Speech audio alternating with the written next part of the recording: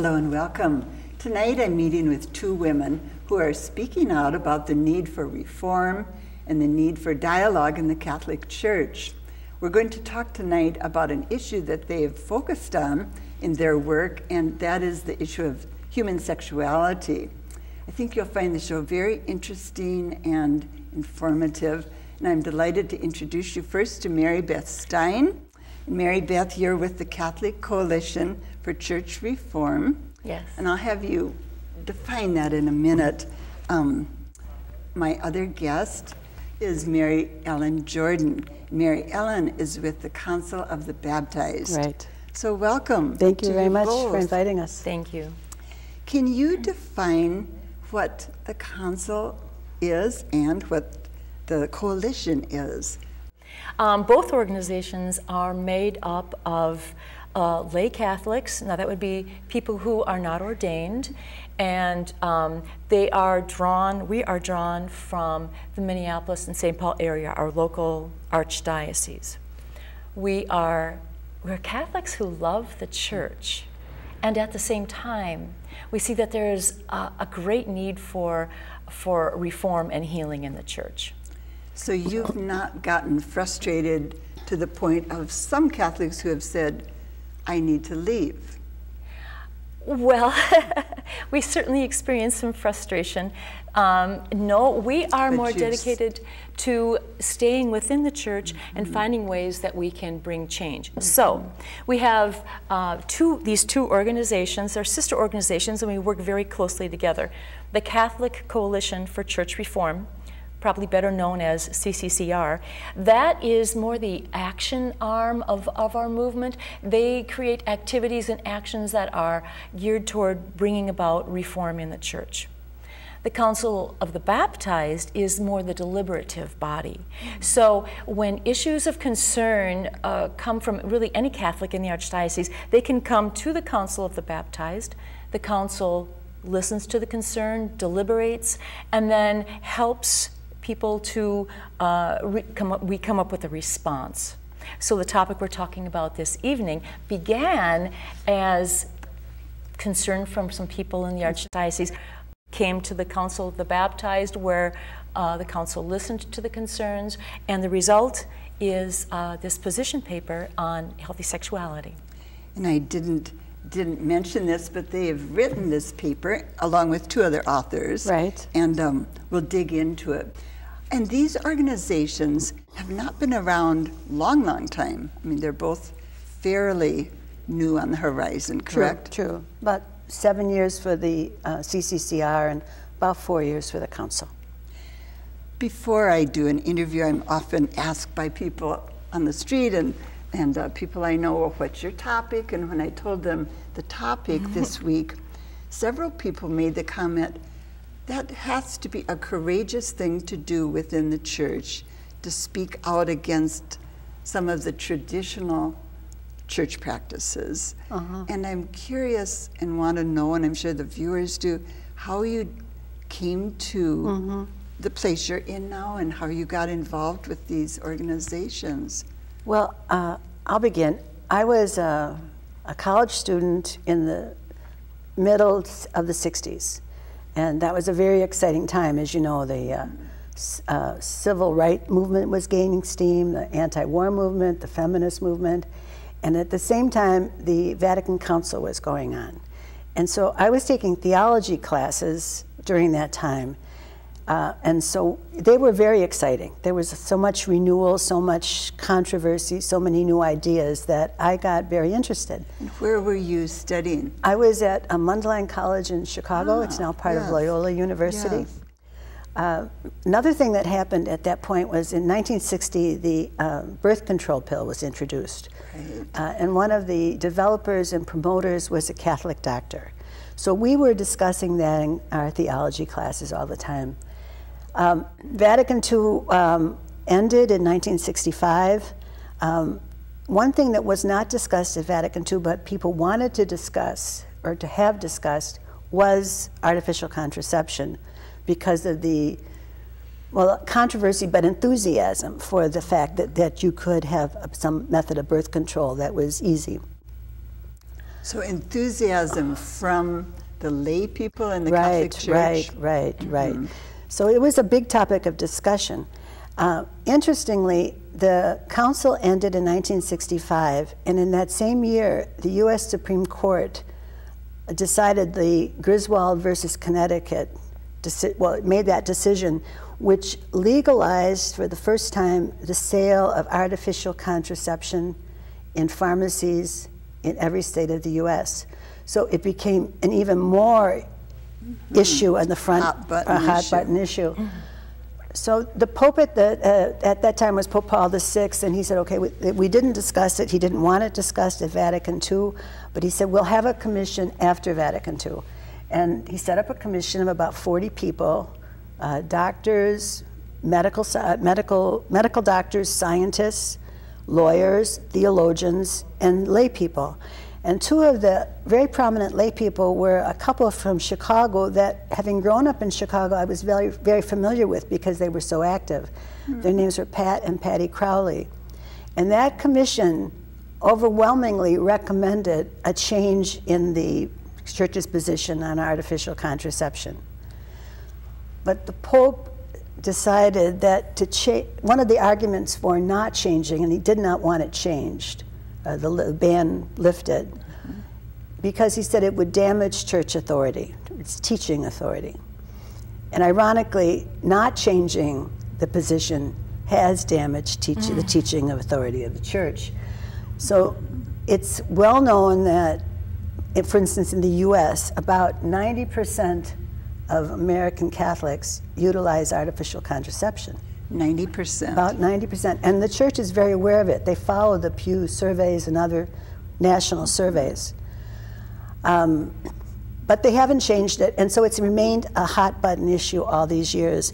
And because I was so interested in it initially, and because I'm a reader and I was sort of a student of things of this nature, I followed it all these years. So when I found out that the council was interested in tackling this topic, and when I heard that there was going to be a synod in Rome, what they called an extraordinary synod last fall, and followed up by the formal synod next fall in Rome, synod on the family, marriage, and sexuality, and that they were going to discuss 3 issues: artificial contraception, same-sex attraction, cohabitation, divorce, and remarriage. I said, I've been getting ready for this all my life. I'm ready, I'm informed, So tiny. I will sign up, and I will help to contribute to this position paper. And did it feel like you were doing a courageous thing in terms of stepping out like this or speaking out? I think even from my college experience, I was taught to be a critical thinker. So it's evolved all these years. I've developed that because, and always had support from the people in the church and all of my other teachers at university. Encouraging you to question, to ponder. Yes. To study, question, and then then ask act. questions. And then act, write or act. How about you, Mary Beth? Did you have a similar path, or was it different? No, well, I don't know, no. I was studying probably about 8 years ago or so. I was working on earning my master's degree in theology, and I became increasingly aware of a disconnect between the things that Jesus said and did and taught and some of the practices that the church was doing. And the more I saw this disconnect, the more I felt really torn, because I'm Catholic, I've always been Catholic, I love this church, I love the sacraments and the rituals, Catholic social teaching, the intellectual tradition. It's very rich and very meaningful and very much a part of my life. And at the same time, I'm seeing some of these policies that are inconsistent with gospel values, and they are creating injustice. Yeah. And I could leave the church perhaps and find something else, but I am Catholic, number one. And number two, I feel called to stay and work with the church. And in fact, work from within. Yes. Vatican Council II, one of the important teachings there is that as lay people, we have not just the right, but we have the duty to make our experiences known to the church authorities. And so that's a very big motivator for me. And so you feel responsible is Right. one of the words Yes. that Yes, I read in responsible. your It's a position responsibility, paper. and it's referred to as the sensus fidelium, the sense of the faithful, how the faithful understand their faith, and that should be part of a contribution to the church deliberations, and that's what we feel we're about now. Yes. You feel the responsibility, but does the church hierarchy want you to feel that responsibility in spite of what was written earlier? If I could just say, I think we've certainly felt that dissent is not entirely welcome. But at this point in time, Pope Francis, as he's called this synod for the upcoming fall, he is asking very actively to hear from lay people. He wants to know our lived experience on these issues of sexuality, family, and marriage. So we have a big opening here. That is a big opening, Yes. and it must be for Catholics a very exciting time. It is. It is. And just along that line, I mean, there's always been dissent in the church.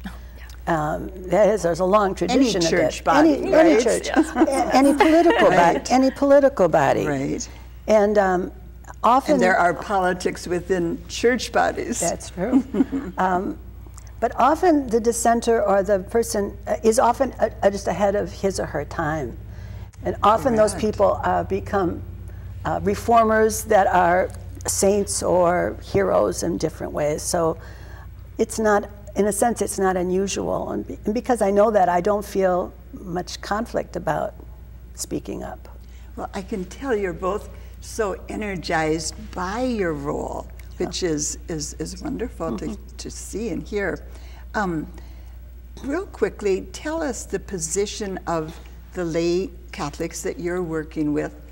Just spell it out again on artificial contraception, and then on homosexuality and divorce, annulment, communion, that whole issue too. Well, How would you define? I think I've spoken to the issue of artificial contraception. But if you could put it in a sentence, what most Catholics the position paper would advocate? That the ban be repealed. Okay. That most Catholics have already disregarded that ban. That you have freedom of choice. They feel they have informed consciences. Their lived experience tells them it doesn't work for them or it doesn't make sense to them.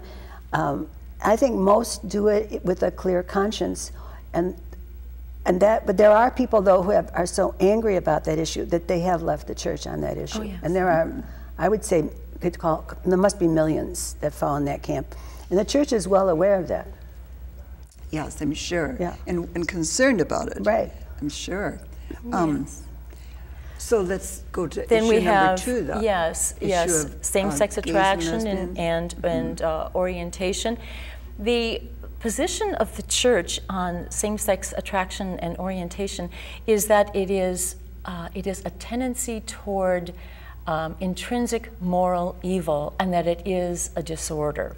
Yes, they've used that word specifically, right? Yes. Disorder. Now, that approach is contradicted by the medical community, the psychiatric community, scientific findings. And here, in this community, we find same-sex attraction or orientation is a normal, natural variation of the human condition. It's not a choice, it's not a sin.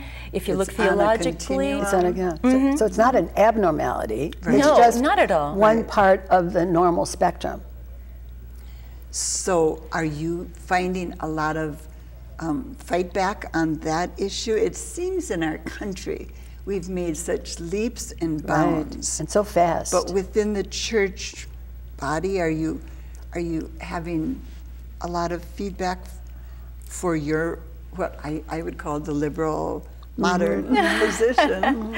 I think that there is, in the local church especially, there is a great deal of difficulty with our church leadership, not among lay Catholics. Okay. However, that's important differentiation, isn't it? Oh, very much. But I think that this is the time to take to follow the example of Pope Francis when he says, "Who am I to judge? God has created everyone, and who are we to judge? Instead, why don't we accept and cherish, welcome?"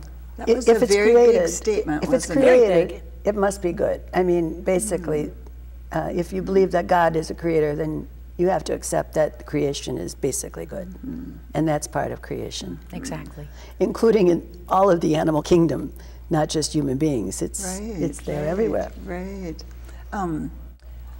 How about divorce, remarriage? Yes. I have some good Catholic friends who have said they, have been very hesitant to take communion. And some churches don't allow it, and some do. What is the official church or stance of the church, and then what is the stance with your group? Well, the official teaching of the church is that marriage is permanent and indissoluble. So your friends, or so many people, if they are divorced and remarried, then they're to be excluded from the sacraments. And in our paper, we are calling for a more pastoral approach. So rather than excluding people who don't quite measure up to this idealized vision of what marriage ought to be, instead of that, we're calling the church to meet people where they are. Walk with them, support them, be present, help them to find God in their lives, however their lives are unfolding. You'll also find that some priests are much more open to allowing those people to receive communion, and then some are not. So there's a great polarization in the church, just as there is in this country, and it often reflects what's going on in this country. Yes. It would be very hard to be a priest or a sister in a very conservative system if they were not conservative, I'm sure. Well, I think a lot of the nuns are not very conservative. I mean, that's part of the reason there was that investigation. So a lot of people have become informed or better educated. Lay Catholics today are very well educated. I mean, many of them are very well educated, and educated on the topics we're talking about. For instance, doctors, scientists, more educated really than some of the priests on those particular issues because of their training and their experience. So they do have a contribution to make. One of the quotes that I found just interesting and so clearly stated from the position paper was your statement, in the group. We ask that men who have taken vows of celibacy no longer be the sole arbiters of official teaching on Christian sexual morality. And I thought that was a very clear statement and interesting. I think that's where we get that idealized vision, as opposed to, which is why lay people do need to be speaking up, because we know that there are a lot of challenges and life takes turns that we're not anticipating, so we don't always live up to this idealized vision. And we can look back, or you can, and anyone who studies the Bible, to some of the examples Christ has given. He called for compassion rather than focus on rigid attention to the rules. It was more about compassion, and that's what we are calling for in this paper, a compassionate pastoral approach.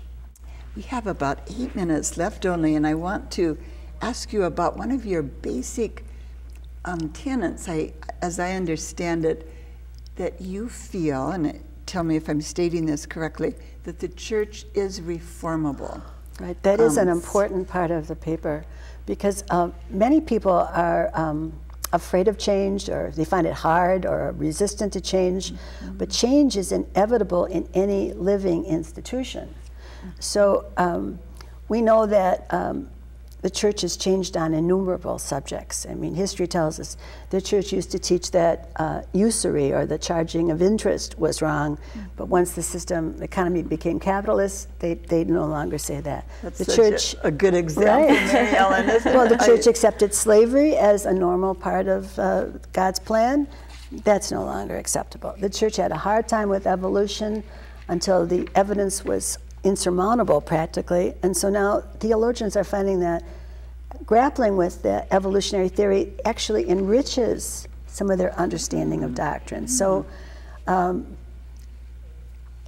one of the theologians that most influenced Vatican II was John Henry Newman, and he wrote an important paper called the Development of Christian Doctrine.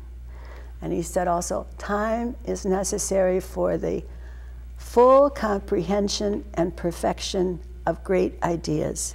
I had that down on I my know list too, you- because yes. I thought, I love that quote. I mean, it's applicable Yeah. for what you're doing, but it's applicable in all kinds of ways. Oh, in every isn't way, it? in every way, because State it again. time is necessary for the full comprehension and perfection of great ideas. They need to be understood as times change, as cultural situations change, as new scientific findings come into the mix. You always have to kind of reimagine, reconfigure, rethink your basic values and the things that you hold dear. Which is an exciting concept. It is. But threatening to some people, to probably a lot of people, isn't it?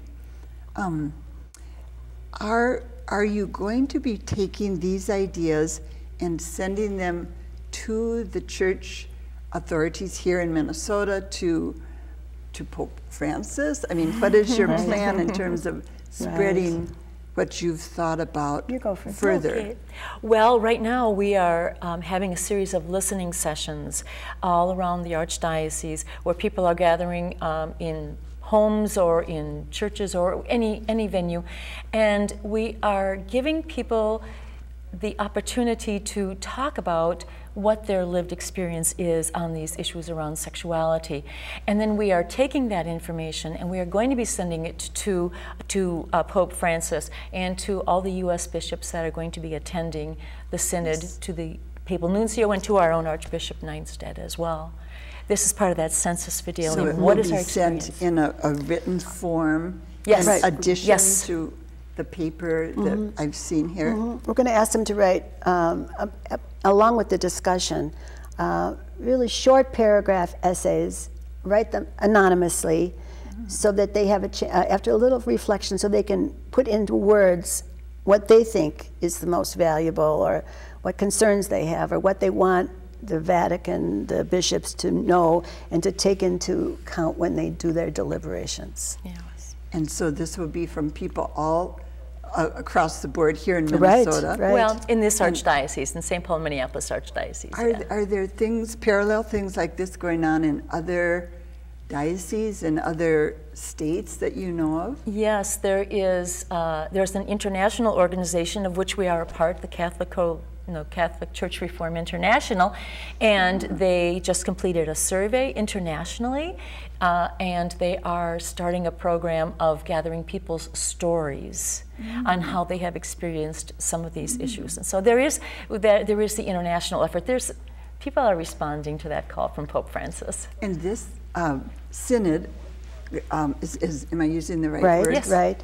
Is going to be in October? October in Rome. In Rome. So we will follow this. Oh, it will be reported on. Yes. We want to give a couple resource information pieces for the viewers. And then I want to see if we have time to just ask you a question about the recent meeting that the Pope had with some sisters. Right. But can we put up on the screen the resource information, so if people want to, here it is, if people want to learn more about what Mary Beth and Mary Ellen have been talking about, you can first go to the Council of the Baptized, to their website, and it's www.councilofthebaptized.org. And then if you want to get a hold of them, you can just click on the Contact Us section. And then Or if they would like to have a listening session. And they can find out about those information, too, how to via do it. this. Just to contact us. Yes, if you'd like to take part, that's a wonderful option. And then you recommended a book too. I asked them, what book would you recommend? And there's a book that they highly recommend by Margaret Farley called Just Love, A Framework for Christian Sexual Ethics. And you said it's kind of a big book. It's maybe a little bit of a heavy read, but it's very informative. Right. And it covers more topics than we even cover. We only focused on these 3 topics, but she covers many topics. Oh, okay. And she deals really with the ethics, gives norms for just ethical behavior, not so, which would apply to all people. Equality, do no harm, mutuality, things of that nature. Well, thank you both very much. I'm getting the wind-up signal. We'll have to talk later about the sisters and Pope Francis, which was exciting meeting, I understand. Yes. But thank you both you're welcome. for being willing to speak out, both in your church and joining me on the set here and sharing this very interesting, thoughtful dialogue. Thank you very much. Pleasure. It's a pleasure to be here. Thank you for joining us. I'll be back next week. Until then, have a good week and check out their website. Bye-bye.